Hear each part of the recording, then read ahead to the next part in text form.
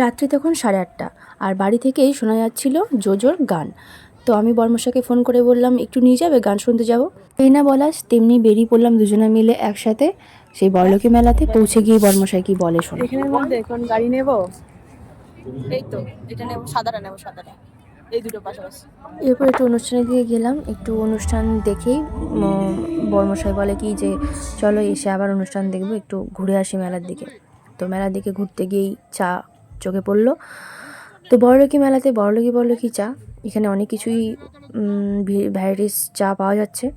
তো সেই চা একটু অর্ডার করলাম। আমরা অর্ডার করেছিলাম মালাই চা। এখানে প্রায় মালাই চা, চকলেট চা, তন্দুরি চা, অনেক রকম চাই হচ্ছিল।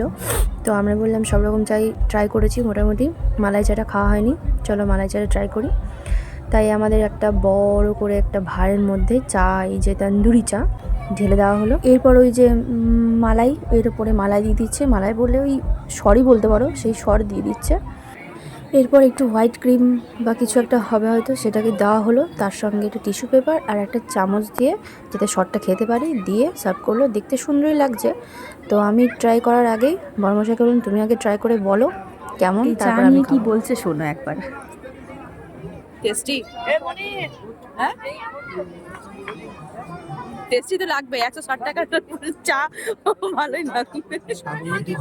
ছাগলের দুধ দেখি, উটের দুধ, উটের দুধের তৈরি এটা। ছাগলের দুধ সব জানে। যাই হোক, এরকম ভুলভাল কথা সবসময় বলতে থাকি, এটাকে ইগনোর করে নিয়ে আমি চাটা ট্রাই করলাম। চাটা ট্রাই করে যেটুকু বুঝলাম ভালোই খেতে। আর সত্যি কথা বলতে এত টাকা দামের চা অবভিয়াসলি ভালোই লাগবে, আর শখের দাম $1,00,000। তো এই চাটা ট্রাই করলাম, ট্রাই করে নিয়ে বাদবাকি অনুষ্ঠানটা দেখে দুজনে মিলে বাড়ি ফিরে এলাম। ভিডিওটা কেমন লাগলো অবশ্যই কিন্তু কমেন্টে জানিও।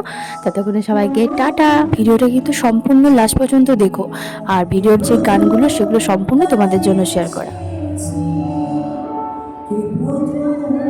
যে